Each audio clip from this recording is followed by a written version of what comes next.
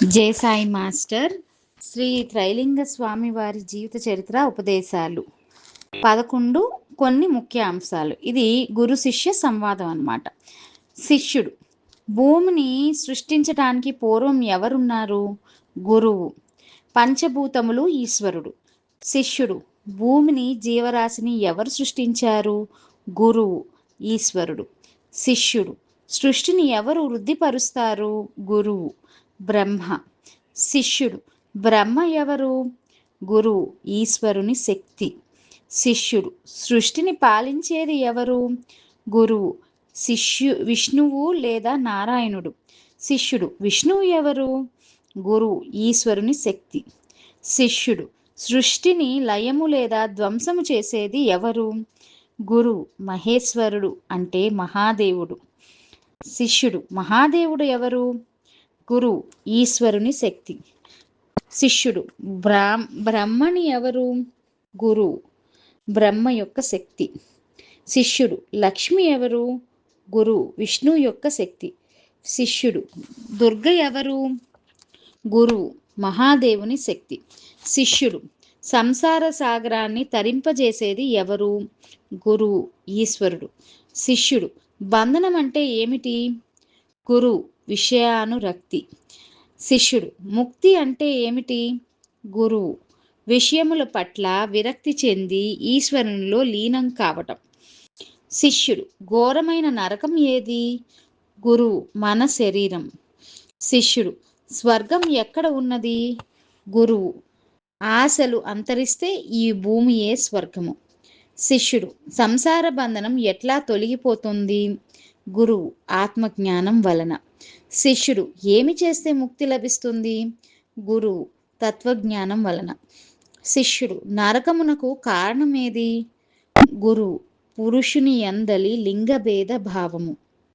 శిష్యుడు స్వర్గప్రాప్తికి కారణం ఏమిటి? గురువు అహింస. శిష్యుడు మనిషికి శత్రువు ఎవరు? గురువు అతని ఇంద్రియములే. శిష్యుడు మనిషికి మిత్రుడు ఎవరు? గురువు అతని ఇంద్రియములే. శిష్యుడు మనిషికి మిత్రుడు ఎవరు? గురువు వశీకృతములైన ఇంద్రియాలు. శిష్యుడు దరిద్రుడు ఎవరు? గురువు చాలా లోభి అయిన వాడు. శిష్యుడు ఐశ్వర్యవంతుడు ఎవరు? గురువు ఎప్పుడు సంతుష్టుడుగా ఉండేవాడు. శిష్యుడు జీవన్మృతుడు ఎవరు? గురువు ప్రయత్నమే చెయ్యని పురుషుడు. శిష్యుడు మాయ అంటే ఏమిటి? గురువు అతి ప్రేమ. శిష్యుడు మహా అంధుడెవరు? గురువు కామాతురుడు. శిష్యుడు మృత్యు అంటే ఏది? గురువు అపకీర్తియే మృత్యు. మనుష్యుడు అమరుడు. శిష్యుడు చిరకాలముండే రోగమేది? గురువు సంసారము. శిష్యుడు ఆ రోగమునకు మందేమిటి? గురువు నిర్లిప్తుడై ఉండటమే. శిష్యుడు ప్రధాన తీర్థమేది? గురువు పవిత్రమైన మనస్సు. శిష్యుడు త్యాజ్యమేది? గురువు అర్థము దురాశ. శిష్యుడు వినదగినదేది? గురు సన్నిధిలో వేదాంత బోధ. శిష్యుడు బ్రహ్మజ్ఞాన ప్రాప్తికి ఏమిటి? గురువు సత్సాంగత్యము. శిష్యుడు సాధువు ఎవరు? గురువు మోహము అనురాగములు లేనివాడు. శిష్యుడు జీవునికి జ్వరమేది? గురువు చింత. శిష్యుడు మూర్ఖుడెవరు? గురువు అవివేకి అయిన వాడు. శిష్యుడు నాస్తికుడెవరు? గురువు ఈశ్వరుని అస్తిత్వము ఒప్పుకోని వాడు. శిష్యుడు పండితుడెవరు? గురువు జ్ఞాని. శిష్యుడు ధార్మికుడెవరు? గురువు యథార్థ పండితుడు. శిష్యుడు చేయవలసిన పని ఏమిటి? గురువు భగవంతుని పట్ల భక్తి. శిష్యుడు విద్య అంటే ఏమిటి? గురువు బ్రహ్మజ్ఞానాన్ని ప్రసాదించేది. శిష్యుడు లాభం అంటే ఏమిటి? గురువు బ్రహ్మజ్ఞాన ప్రాప్తి. శిష్యుడు జగద్విజేత ఎవరు? గురువు మనస్సును జయించిన వాడు. శిష్యుడు విషయం అంటే ఏది? గురువు విషయము. శిష్యుడు దుఃఖితుడు ఎవరు? గురువు విషయానురక్తి కలవాడు. శిష్యుడు సుఖవంతుడు ఎవరు? గురువు ఏ రకమైన చింత లేనివాడు. శిష్యుడు ధన్యుడెవరు? గురువు పరోపకారి. శిష్యుడు పూజనీయుడెవరు? గురువు తత్వజ్ఞాని అయిన వ్యక్తి. శిష్యుడు కర్తవ్యం ఏమిటి? గురువు మోహము పాపము. శిష్యుడు బుద్ధిమంతుడెవరు? గురువు స్త్రీకి వసుడు కానివాడు. శిష్యుడు లోకులకు తెలియనిది ఏది? గురువు స్త్రీ మనసు, స్త్రీ చరిత్ర. శిష్యుడు ఎవరు పశువు? గురువు మూర్ఖుడు. శిష్యుడు ఎవరితో సాంగత్యం చెయ్యకూడదు? గురువు మూర్ఖునితో, పాపితో, దుర్మార్గునితో, నీచునితో. శిష్యుడు కనిష్ఠుడు ఎవరు? గురువు యాచించేవాడు. శిష్యుడు జ్యేష్ఠుడెవరు? గురువు ఎవరిని ఏది యాచించని వాడు. శిష్యుడు జన్మించిన వారెవరు? గురువు తిరిగి జన్మించవలసిన అవసరం లేనివారు. శిష్యుడు చనిపోయిన వారెవరు? తిరిగి చనిపోవలసిన అవసరం లేనివారు. శిష్యుడు విశ్వాసము కల వారెవరు? గురువు తత్వజ్ఞాని అయిన వ్యక్తి. శిష్యుడు తగిన వారెవరు? గురువు స్త్రీ యోగ సాధకునికి.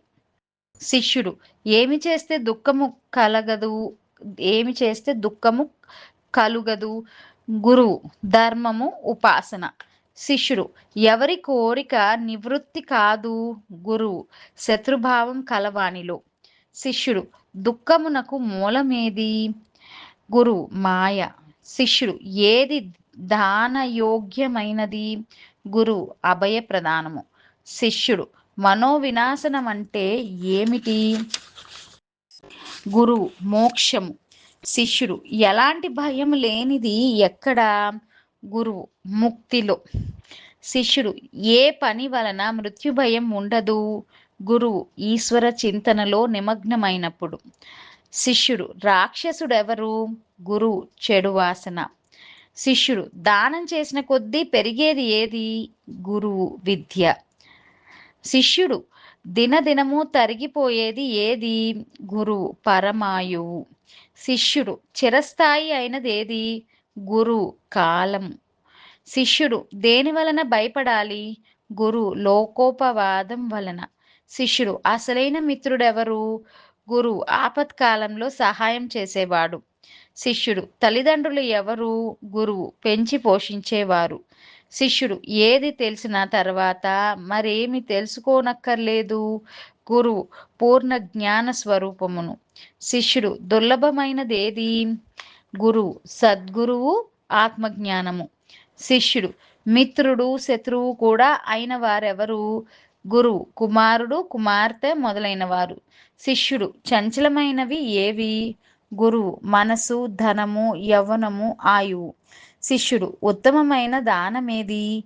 గురువు తత్వజ్ఞానము. శిష్యుడు చేయకూడని పని ఏది? గురువు పాపకర్మము.